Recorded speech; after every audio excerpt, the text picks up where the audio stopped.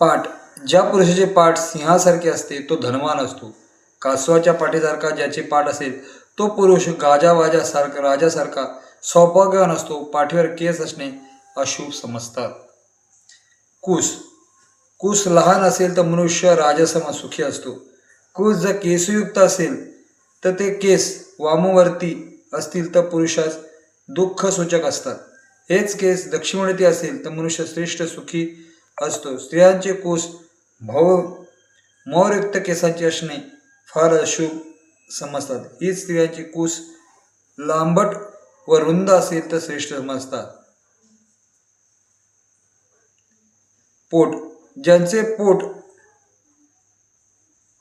हरिणी मोर बेडूक यासारखे पोटासारखे असते ते लोक प्रत्यक्ष राजासारखे होतात. सिंह किंवा वाघ यांच्या पोटासारखे पोट ज्या लोकांचे असते ते लोक गजपती धनवान असतात. कोल्ह्याच्या पाठीसारखे ज्याचे पोट असेल तो लोक अधम असतात. पोट उंच असेल तर मनुष्य श्रेष्ठ समजला जातो. सपाट उदर शुभदायक असते. घड्यासारखे पोट अथवा लांबट व उंच पोट असेल तर तो दरिद्री सूचक असते. पोटावर एकच वळकटी असेल तो शस्त्रभय असते. ज्याच्या पोटावर 2 वळ्या असतील तो मनुष्य स्त्रीभोगी असतो.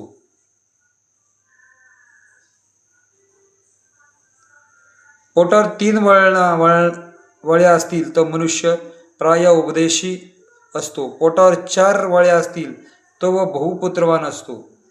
ज्याचे पोटावर बिलकुल वळ्या पडत नसतील तो मनुष्य श्रेष्ठ समजतात.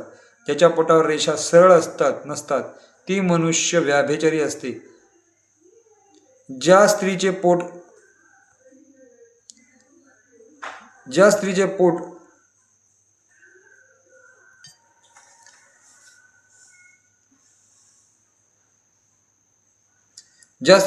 लांब रुंद असून रोमयुक्त असेल ती स्त्री वंध्या होते. ज्या स्त्रीचे पोट हलके व पातळ असते ती स्त्री श्रेष्ठ समजतात. त्यातल्या त्यात जिच्या पोटाला 4 वळकट्या पडतात असतील ती स्त्री विशेष श्रेष्ठ अशी समजली जाते.